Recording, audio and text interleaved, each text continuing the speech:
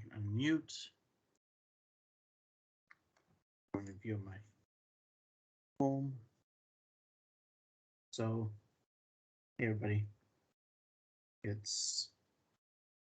I think this is actually probably the hardest stuff in the course, is trying to figure out all these things, because it's all about gray areas.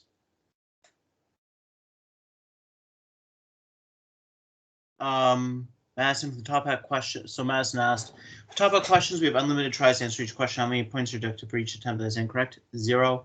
0 points are deducted for everything that's incorrect. Yep. What was the average of the midterm? I haven't looked. Partially, I can't bring myself to look. I guess I could. Let's see. If you still have a not available midterm, there could be a couple of reasons for that, none of which you're going to like. So we'll check on that, but let me know if you still can't see it. Especially by tomorrow morning, the grad students should have gone through and make sure that they haven't left anything blank. If they missed one, like skipped over it, then that means that you wouldn't get your grade because they skipped over it. But I don't know if I can see the class average for the midterm.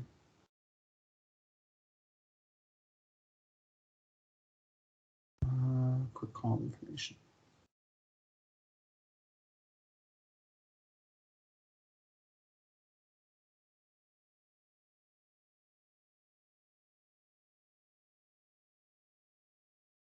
You know, I should be able to figure this out. Column statistics, there we go. So the average was, actually it's bang on 67%. That is what I need to deliver. So the average was 39 out of 60.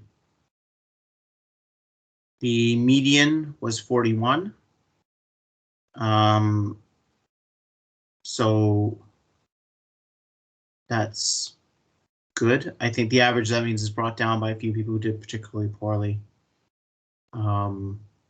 Really big standard deviation of 11. So the grades all over the place. Well, probably when I plot these, I'll get a bimodal distribution. Yes, someone did, Max. A few people did, actually. Can we go step by step for these examples today? Yeah, I'll make sure to do this, and we'll try and work through these things. So if anyone has, no, Madison, you don't get any marks deducted for an incorrect attempt. Once you get it correct, that goes in. So of the top hat, for that percentage of your grade, 75% is, did you attempt all the questions? Like attempt, and 25% is for being correct. So there's no deduction if you've been incorrect a million times and you get correct on a million plus 1. That's all it counts. It's literally free marks, like literally free marks. You can't. Yeah, it's free marks, and there are no free marks normally. Oh, it's not a poison. Yeah. So, Kitsia, that there is no possible answer for that.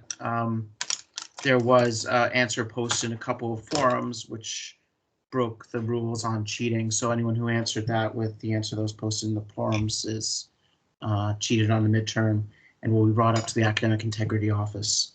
So there, yeah, it's not a poison. I just made the molecule up.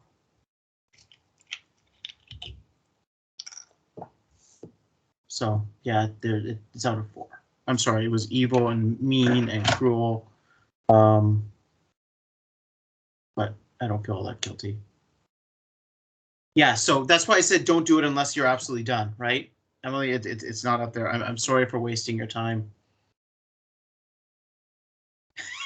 No, because it doesn't exist. No, it's nothing. I'm sorry. That's why I said don't waste your time. And it was really unanswerable. It was meant to be anyone look at it go like, I have no fucking clue how to possibly guess that kind of thing. It was a sting operation. Scorpion, sting. That was kind of clever. Okay. Anyways.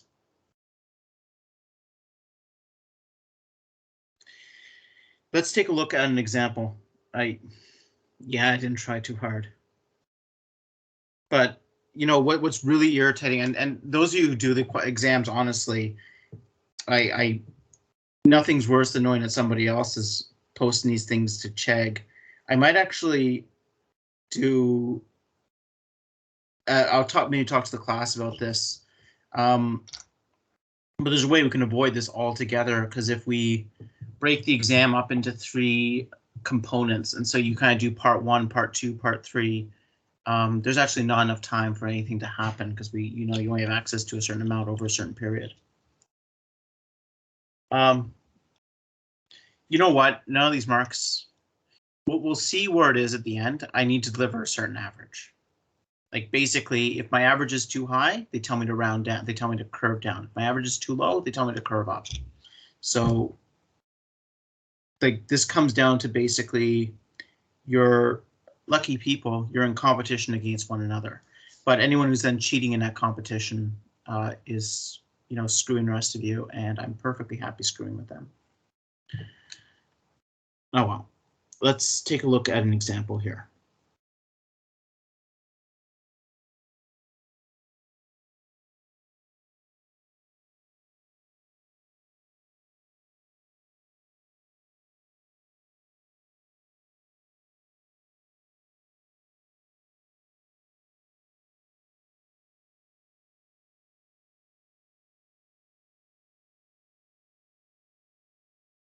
Let's just say ambient. So 23 Celsius. Okay, let's say we had this question. And I could ask you a question like, okay, provide the expected products of this reaction and justify your choice. Okay, so that's the question. Provide the expected products of this reaction and justify your choice. So we know it is not a Markovnikov addition to a double bond because there is no double bond there. Like we are clearly in this SN1, E1, SN2, E2 space. We have a good leaving group attached to a carbon chain.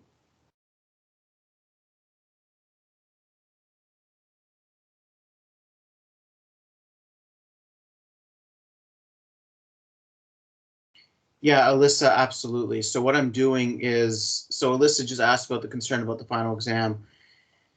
So that was a 3-hour exam. You're given 4.5 hours to do it in. The final exam is a 3-hour exam. It is, so I'm going to leave it open for 3.5 hours. What I suggest is, as much as feasible, to avoid you pulling out your hair at the very last minute when everybody in the world is submitting to Blackboard at the same time, you can kind of submit as you go. I might give a bit more time than that as well. I have to be careful with this. So you have a good point. What I want to make sure is that if I'm giving a 3-hour exam, people are spending about 3 hours on the exam, and if I give them like 3 hours and a half, that they don't spend 3 hours and 20 minutes on the exam, spend 10 minutes trying to upload all the questions, then go, I didn't have enough time because they didn't have enough time to upload, but they had half an hour to upload, but didn't use the half hour for uploading because they were actually using it to write the exam. So you kind of understand where I'm coming from with that. What I could do, no, it's nasty. What I could do is I could say, look, you have to upload the questions with your pictures with the metadata, and the metadata has the timestamp of when you took the photo, and the photo needs to be taken before the 3-hour mark, or otherwise it doesn't count. And then you have half an hour to upload. I could do that, but that sounds really fascist. So I think I'm willing to I think I'm going to be a bit more flexible in the timing for this. Yeah, I know. It'll be the same. No, the Chitra, the final exam is going to be kind of like the midterm, kind of like all the other exams I posted. It's going to be in that ballpark.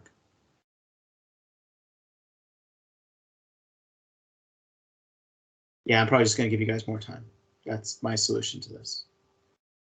Because it just seems It's stressful enough. Like this already really fucking sucks. I kind of wish we could just actually do this one in person, but I'm not allowed to switch.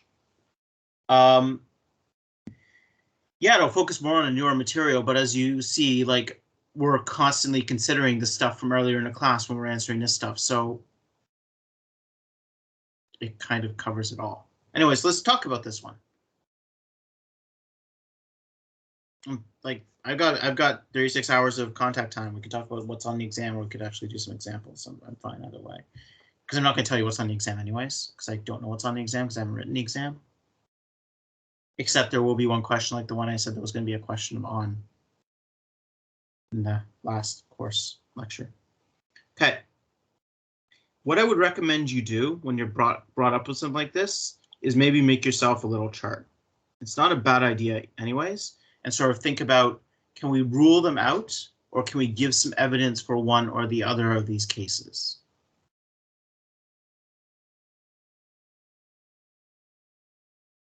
Okay, so there's 4 mechanisms.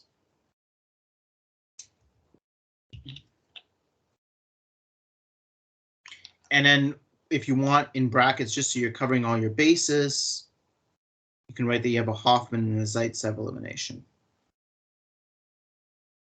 Just so that you know you got everything you got there.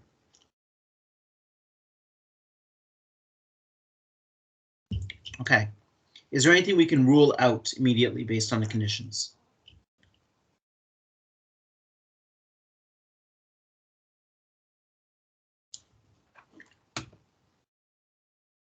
Perfect. Melitza and Elisa, you're both absolutely right. Boom. That is really, really satisfying. Okay. Of the 2 eliminations, can we rule out a Hoffman or a Zaitsev?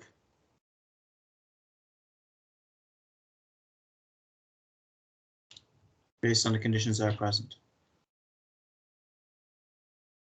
You either get one or the other. Yeah, exactly. It's not bulky. This is not bulky. As I think I talked about in the lecture notes, I say, hey, it looks like a stick. Things that look like balls, like single atoms or sticks, are good. Things that are big and bulky, do Hoffmans.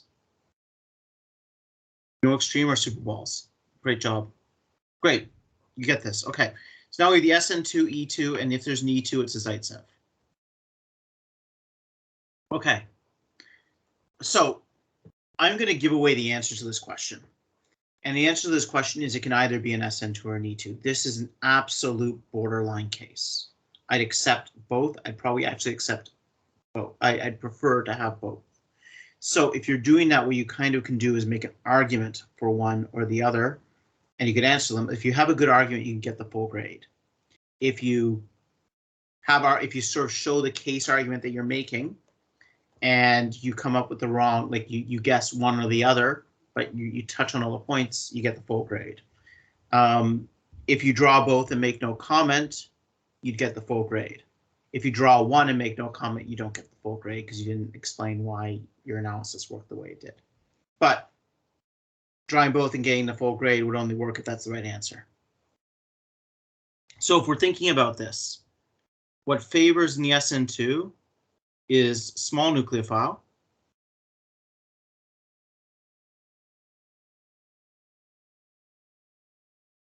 which is good.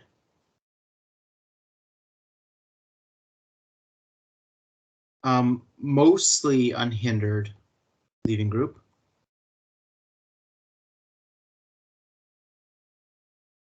Right, like the biggest thing we have there is a secondary, it's a secondary carbon, secondary leaving group. No sterics adjacent. Shouldn't say no sterics. No extra. Like it's not like we have a huge bulky thing here, like a dimethyl group or something that's going to screw up the sterics. It's nice and small. It's nice and accessible.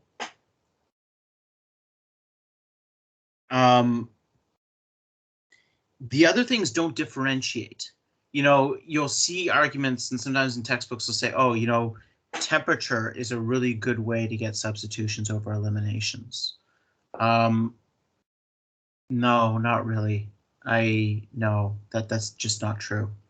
High temperatures are sometimes needed for SN1 and E1s to make carbocations, but it doesn't really favor one thing or the other.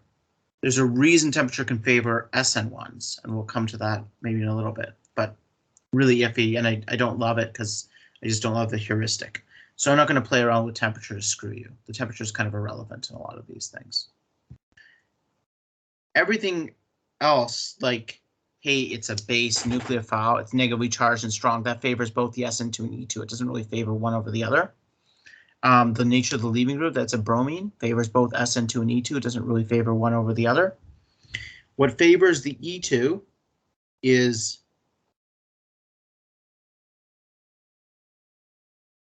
there are two 1H's, two protons that can give Zaitsev. They're on the same carbon. Like there's both of these H's are available. So there's H's, that's good. If there are no hydrogens that can be antiperiplanar to the bromine, you can't do an E2.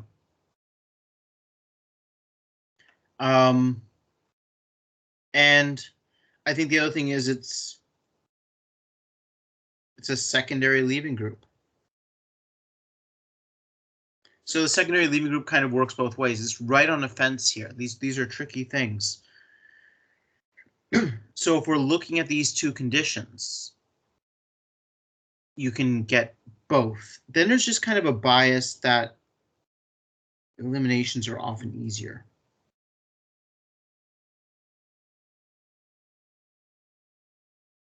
And that's just because for an elimination, all you need to do is grab a hydrogen that's on the periphery of the molecule. Whereas a substitution, you need to hit that carbon that's in the middle there, and you have to get it from the backside, and things are a little crowded. It's a little bit tricky. Even when it's not really crowded, it's still more crowded than just grabbing a hydrogen. Substitutions give you more energy. So yeah, it kind of evens out. But this would be some of the points that I would expect you to kind of consider if you're thinking about this. Do you need all of them? No. But you should definitely kind of have this argument of basically this balance of I'm considering both.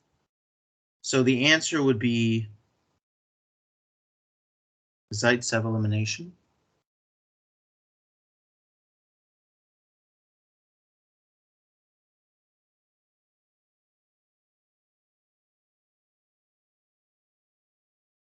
Or an SN2.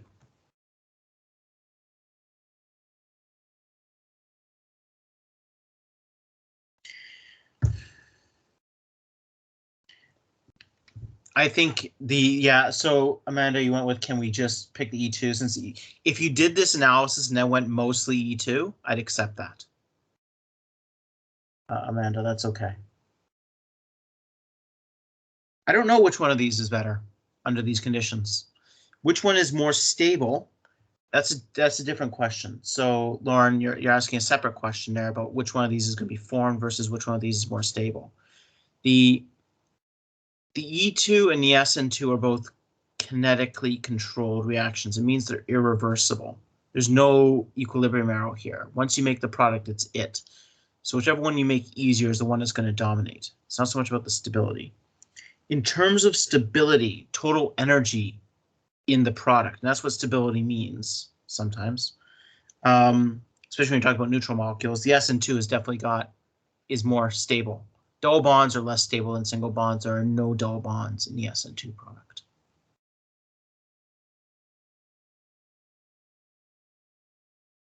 Yeah, so Malit said, a lecture example is stick nucleophile favor substitution. How do we know when it favors one and when it can be both? I'd probably be okay if you favored substitution under this because it's kind of stick-like. I think that's my general rule of thumb on these. And I'd have to look into how exactly what this is, but under the rules that I use in my lectures, the SN2 is going to be favored. Can we do the mechanism? Absolutely. So let's do it for both. Let's do that one in red, and we will do that one in blue. Okay, so I'm going to just do a new slide. So for the elimination,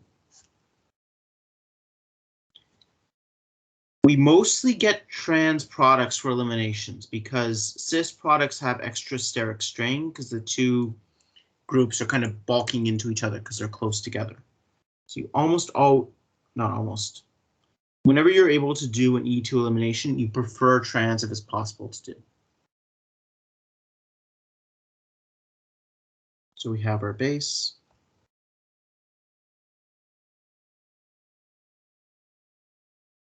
Okay, why is it erasing everything that I'm drawing? It has stopped.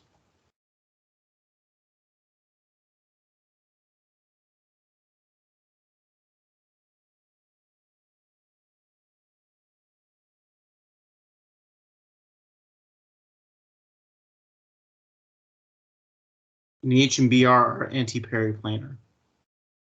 Notice I picked the one that is anti-periplanar to the bromine. It's 180 degrees. The bromine's coming out of the page. That hydrogen I stole is the one that's going into the page. Then for the SN2,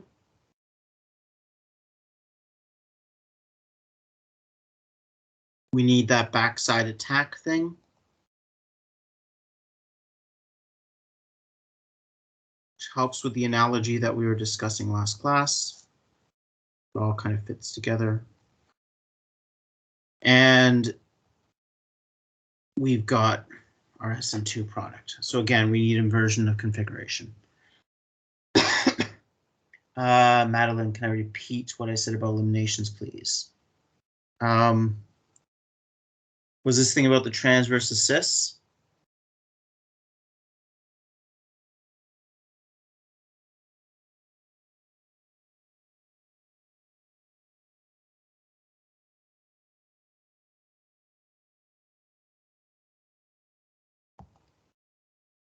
They prefer trans.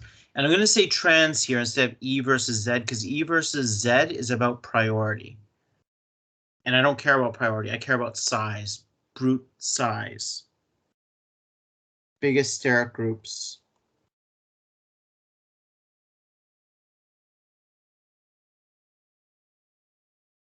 Trans. That's what I'm looking for. Okay. Let's do another one.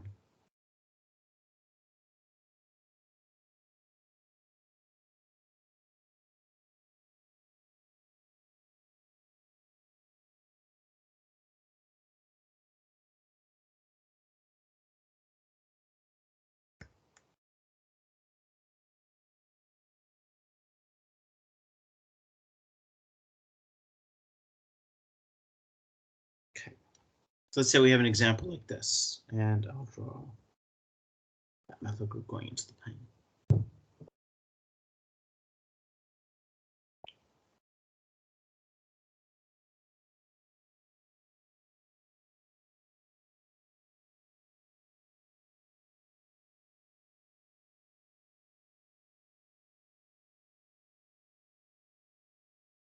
Just think this one through.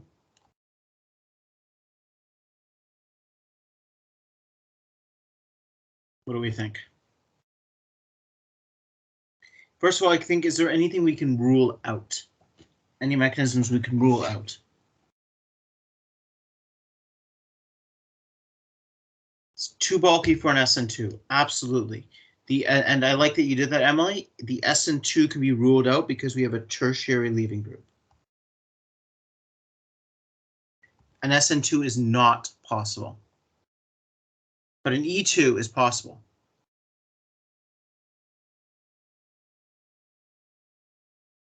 Okay, is this a Hoffman base or a Zaitsev base? I see some people saying you can rule out. It's going to, so I have some pro-Hoffman people here. Note that it's an isopropyl. It's not a terbutyl.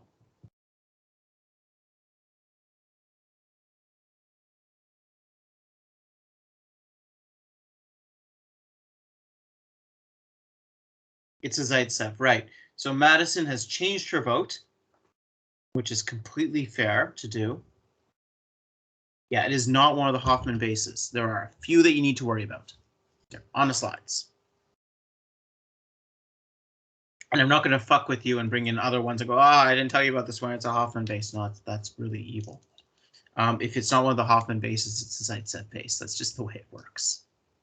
You need to be really, really bulky. Okay, it's a Zaitsev base. So you're going to make the most stable double bond if you do that. Okay, so we can rule out the SN2. We can't rule out an E2. But do we think we're going to need to depend on the E2? Yeah, Zaitsevs are just balls. The super balls are Hoffman. You need super balls to be Hoffman. Everything else is Zaitsev.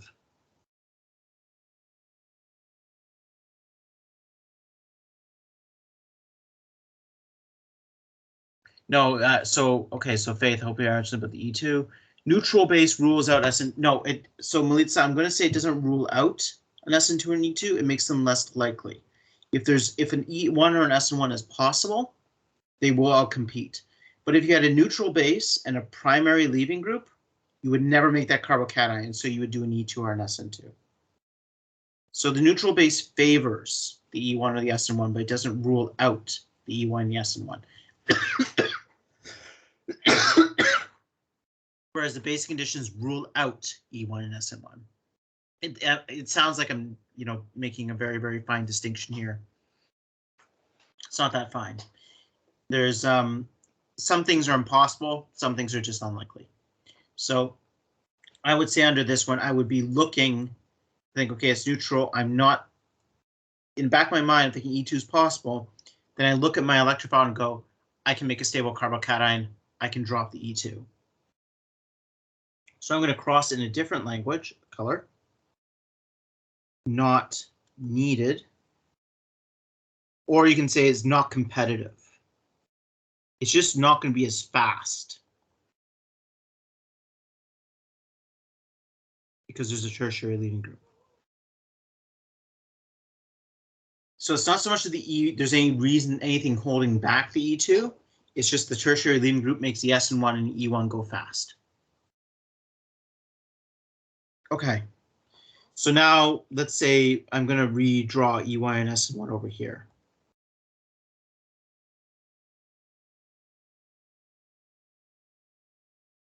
And it's not a Hoffman base. Okay. What about this favors either one of these? Just points. Yeah, I can write down what I said. Right, Alyssa, weak bases do not favor SN2 or E2, but they don't rule out SN2 or E2. There's a difference between not favoring and ruling out. Heat favors E1s generally, yes. But the SN1 and E1 are both going to be okay. I'm a little fishy about heat, reading too much into heat. And we'll discuss why I can favor E1 specifically. This one, not humongously. But let's, can you write down what you just said? What the fuck did I just say?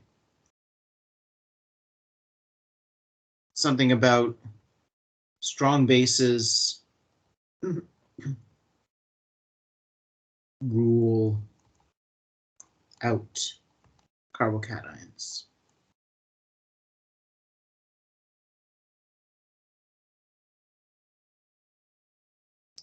Weak bases do not rule out E2, SN2.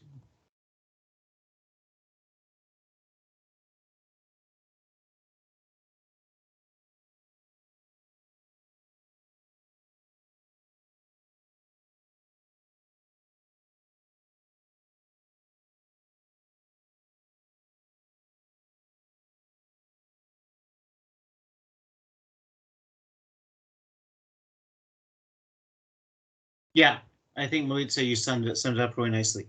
SN1 likes tertiary. Well, E1 also likes tertiary. Carbocations like tertiary. So that doesn't favor, like, So we can say tertiary leaving group for both of them. What doesn't favor one over the other? Heat favors the E1. I'm okay with that. Let me put that in. Sorry, Fatima, you were answering my question. I just missed that.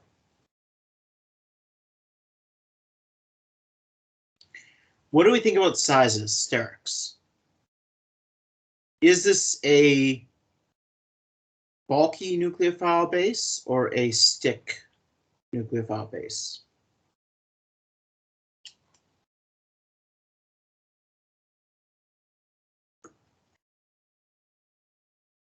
Yeah, it's not a stick. So, oh, it's not a stick, Madison. Sticks would be unbranched. It's branched. We've got two methyls right there. Yeah, we're on the bulky side. Okay, good. Good, okay. So,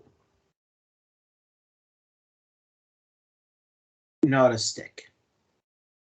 You know what? I should really write these in different colors because it's really hard to tell what is what. I can't write. Okay, that's new writing for stick. I'm just gonna leave it. It's not a stick. I'm mostly aware that's not how you spell the word stick. Okay, so the nucleophile is not a stick. What do we think about the electrophile? Because it's tertiary. Great, we've gotten to that. What do we think about the bulk around that? Is it because there's a difference between being tertiary and having everything unbranched and tertiary and having some bulk?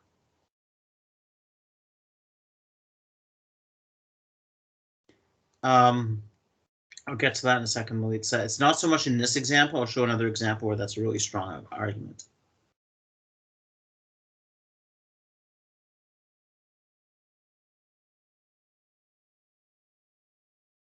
Lots of bulk. Yeah, exactly. So does lots of bulk favor E1 or SN1 when the electrophile is really bulky?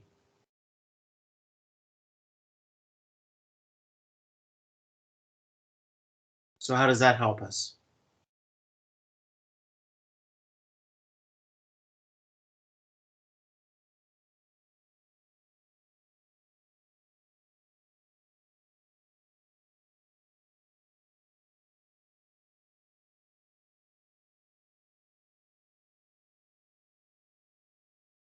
Favors the elimination.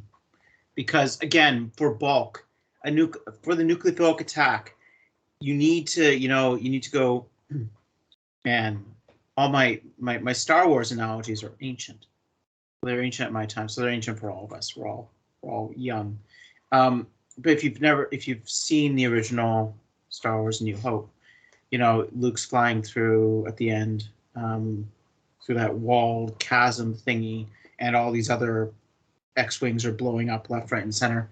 So you got to thread the needle. There's one route through, and you have to go that route. If you fail to go in a precise angle through that route, you're going to blow up and get destroyed by TIE fighters. And so it's the same thing with the nucleophilic attack. You have to hit a specific target. The target's not very big, and you need to navigate into that. And if there's a lot of steric bulk, you're making that target harder to hit.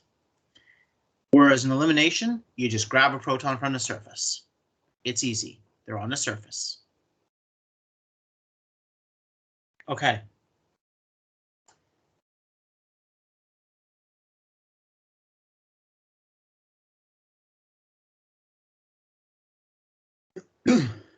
So E1 is favored. Yeah, E1 is favored. So it's an E1. Okay, great. I agree. It's an E1. Which E1?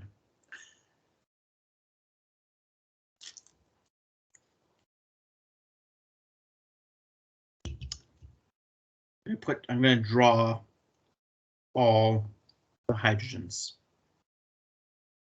that are available. You got purple hydrogens, got some red hydrogens,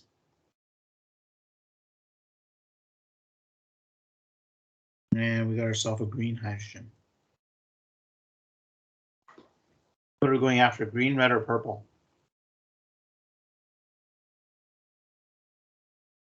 Notice we've already agreed this is Zeitz of elimination.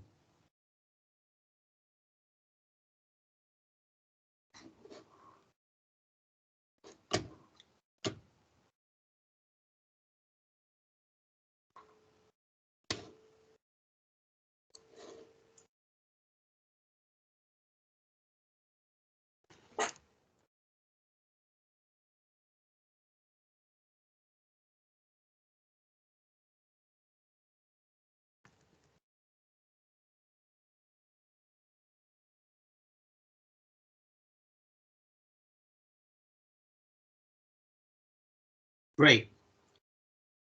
I like the green votes. The only one who seemed questioning it was Alyssa, who did hedge her bets with a question mark over that. And so Alyssa, you're going for the really hard one. It's really hard to get the purple because the Hoffman is going to take the red. The Zaitsev is going to take the green. And you're fucked if you're trying to get the purple. So the product you're going to get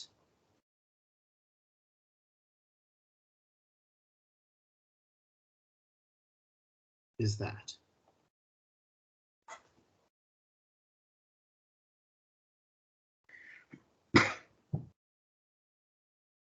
And the mechanism for this is going to be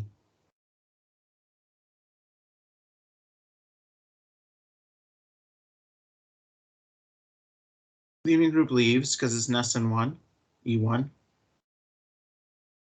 This mechanism is the same for both SN1 and E1.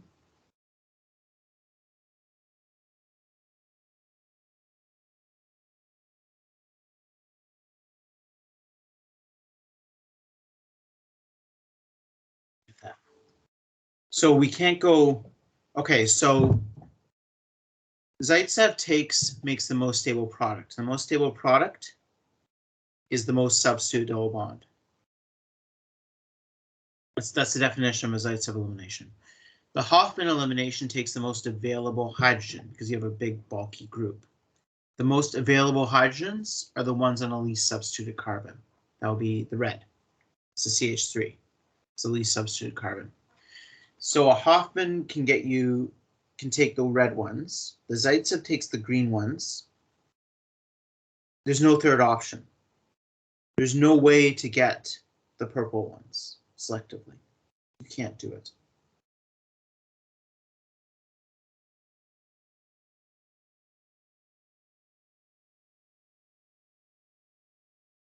Can I answer your question, Julia? Like the purple ones are just not either the most accessible or giving you the most substitute product. Okay.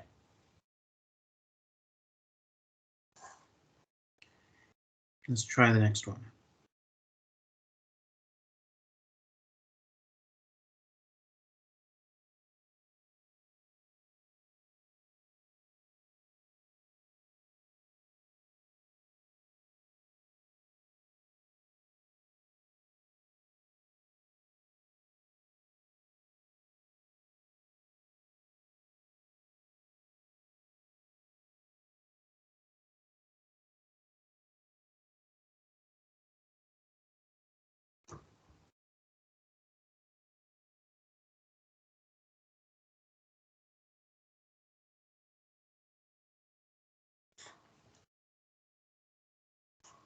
What do we think?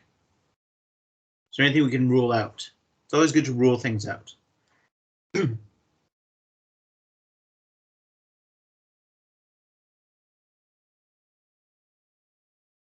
So kind of ruling in the Hoffman because it's bulky. I agree. This is one of the Hoffman bases.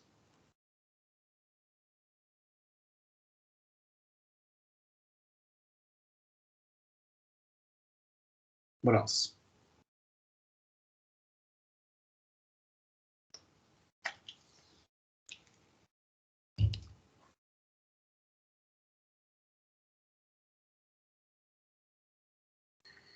So Alyssa, they could have been antiperiplanar, but the green can rotate to be antiperiplanar, no problem. If you build a model, you can see that. You can, and whenever you have single bonds, you can always rotate something to be in the right spot. Good base, so favors SN2, E2. Right. It's negative. Yeah, we'll probably just stress that. It's negative, so you can rule out the carbocations. You can rule out E1 and SN1. You cannot make a carbocation under negative conditions. Okay, can we rule out E2 or SN2?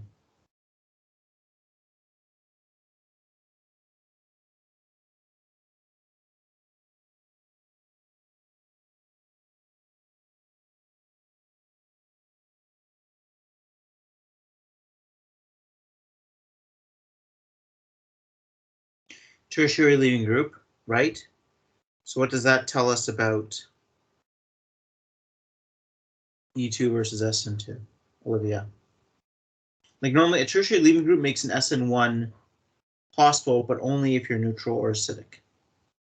So you can rule out the SN2, right? And we can rule this out because tertiary leaving group, not possible. You can't have an SN2 on a tertiary center. Absolutely perfect, Lauren. Perfect, Olivia. Right.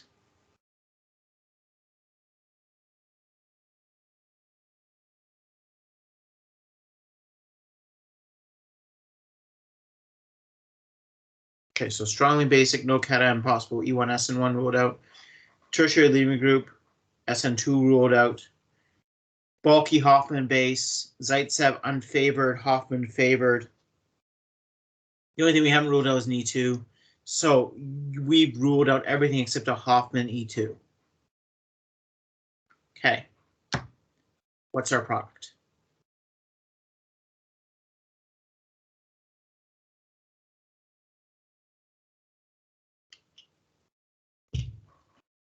Some of you will see this immediately. Some of you will get confused and tricked because you're used to thinking in a specific pattern, and I'm messing with it a bit. Not really messing with it. Like, it's not a trick question.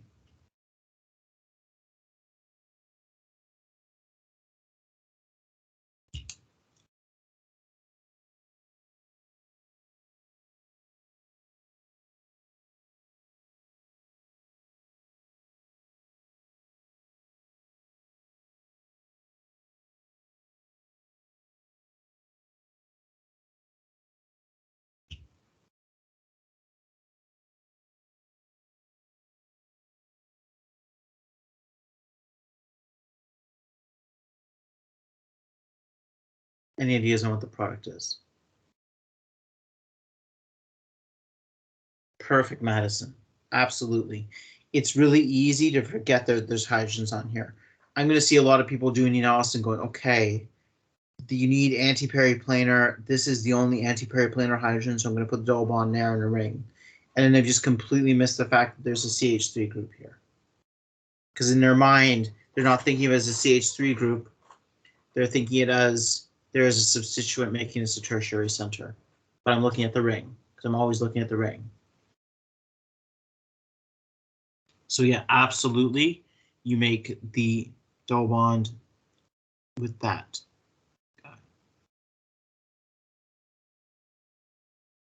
So that's the product.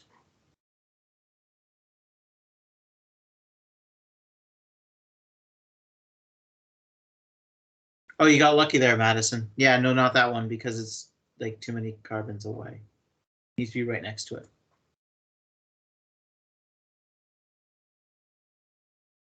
So let's just draw the mechanism for that, for anyone who's having a little bit of trouble seeing it.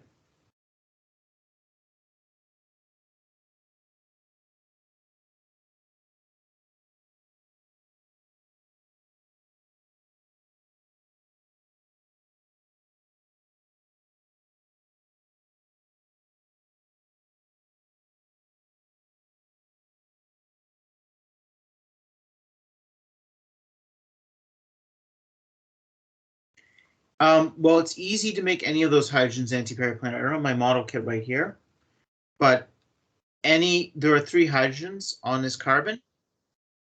So at any point, any one of them can be anti-periplanar to the bromine. One of them can be, if I'm just looking at that specific center, let the bromine down, put the carbon up, and then we have this hydrogen, for example, which will be anti-periplanar to that bromine.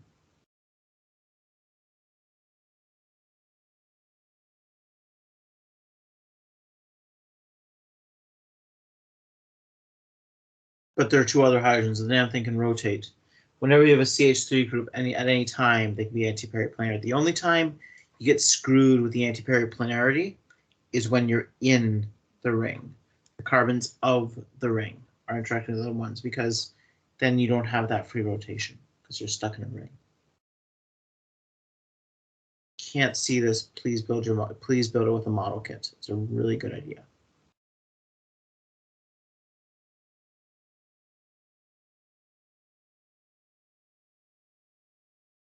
Okay.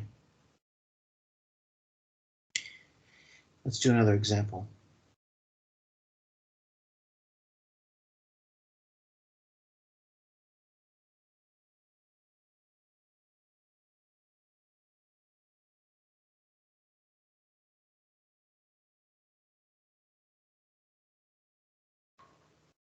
Okay. Now I've asked you this question, and I'm going to say this is an SN2, E2, SN1, E1.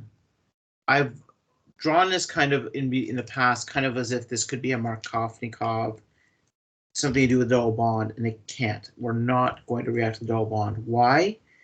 Because there's something a whole lot, because the reaction would be, if there was no OH present, sure, reaction with double bond. But a reaction with the OH is a lot easier than a reaction with double bond. The oxygen on the OH is much more basic. So the OH is going to react with the H+.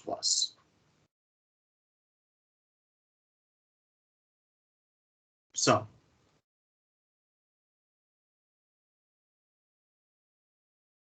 And this is where I'm going to come back to that question where somebody said, why does heat favor E1s? And we're going to talk about that right now in this example.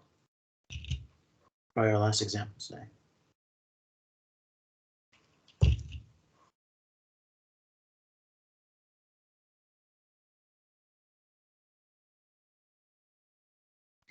Yeah, the mental energy, it would be a good idea before next class to see if you can do some of the problems that I have on these kinds of things, just to see if you generate questions and things you don't understand, so I can sort of customize the examples to the class.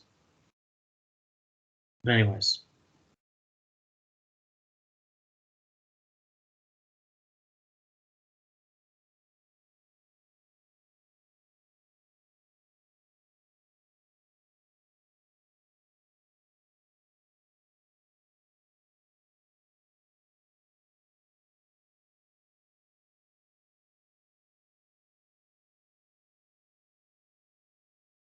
I'm just going to run this cold first, and then we'll do the hot one.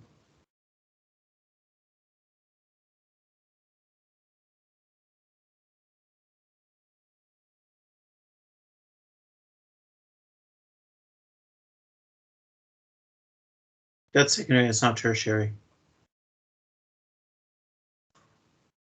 There's not 3 carbons coming off of that.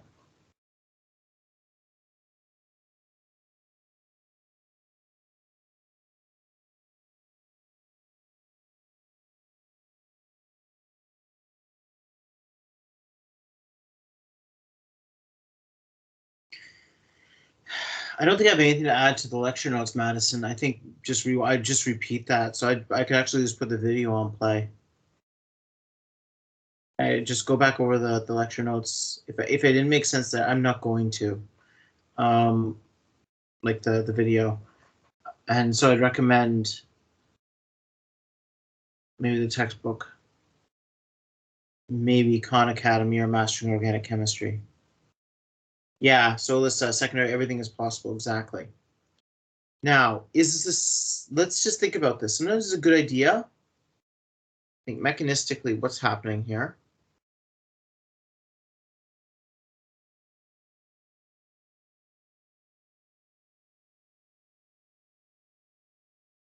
That's a really good leaving group because it's water.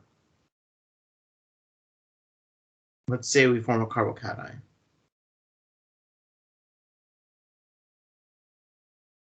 Is that a simple secondary carbocation?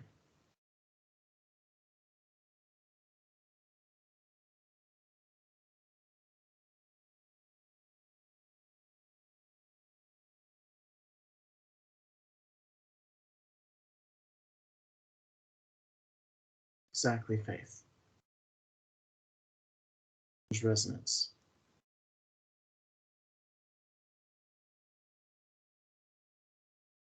Right. Okay. So does that change how we think about whether this is going to do an SN1 E1 or an SN2 E2? Like, let's just divide it between unimolecular and bimolecular first.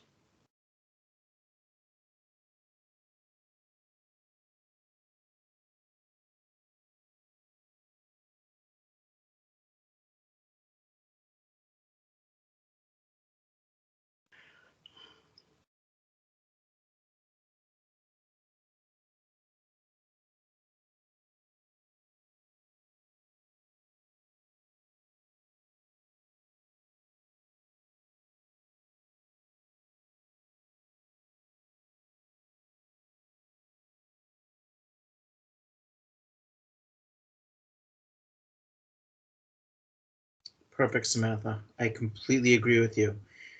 This is resonance. It is better than a tertiary. Remember, the only resonance that's not better than a tertiary is that allyl, which is very close to, but this has that extra carbon. So it's not two primaries in resonance. It's a secondary and a primary. It's better than a tertiary.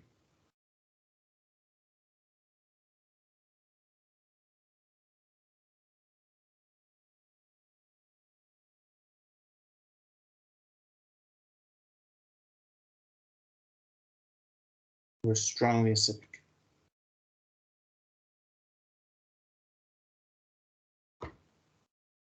Now we're going to react at the site where we make the more stable carbocation, because that's going to be more positive than the other one. So our nucleophile is, so basically then the question is more likely to be a nucleophile or a base. Oh.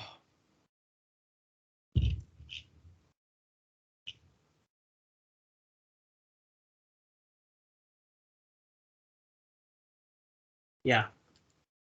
A resonance stabilized secondary is always better than a tertiary. Drake, I can say that. Because even a resonance stabilized secondary with a primary is better than a tertiary. The only time that resonance is not better than tertiary is when you have two primaries in resonance.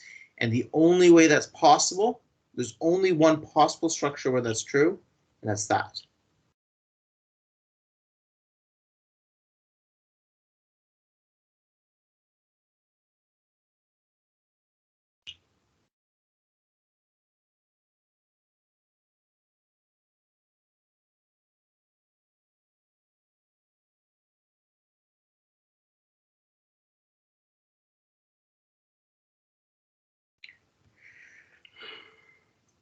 Yeah, it says unhindered in chicken scratches.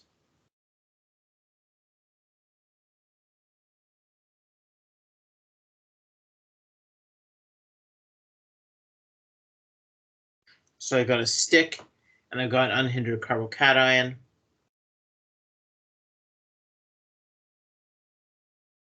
I'm liking my SN, my substitutions.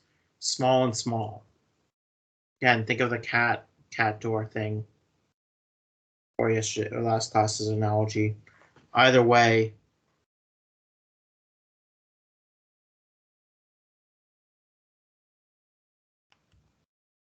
So the question is there any way I can get around not thinking about size? No, there isn't. Size matters a lot.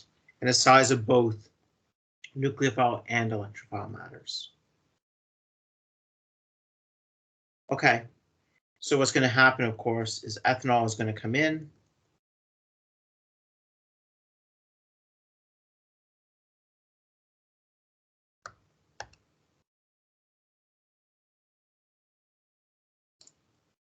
And give us our product as a major product.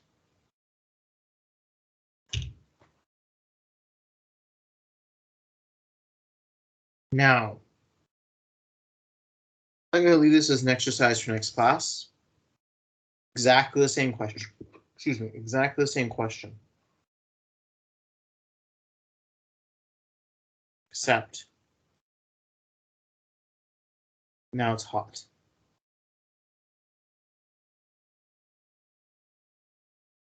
So think about why this might, I'm going to say it gives you a different product. Think about why this might give you a different product. Okay. Yes, I can.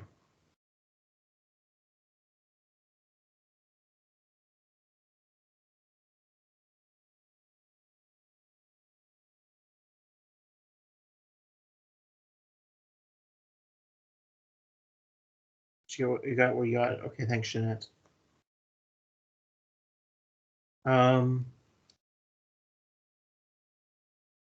Yeah, so leave that as an exercise. We'll take this up at the beginning of next class. And then we'll do some more examples, make some rings, play some resonance, think about sterics, and we'll go from there. Okay. Have a really, really good rest of your day and a happy Tuesday. Samara's going to put up an announcement. She's going to hold a special 2-hour office hour on Thursday. She's not feeling well today, so she's not able to do this. But she feels really guilty because she's not doing her job on offering these extra office. She's not doing the job that she's volunteering to do. But she's offering to do these extra office hours, so she's going to do an extra special period on Tuesday, and I think there'll be an announcement on Blackboard. How do we rule out E1? We didn't. We didn't rule it out. We just favored SN1 because everything was small. And when everything is small, a nucleophilic attack is possible or likely. When things get big and bulky, you start favoring the eliminations. But both the nucleophile and the electrophile are small. But what I'm saying is you get a different product if you add heat. And I think an E1 is a good way to think about it. Now, why do you get the E1? Okay. Talk to you later.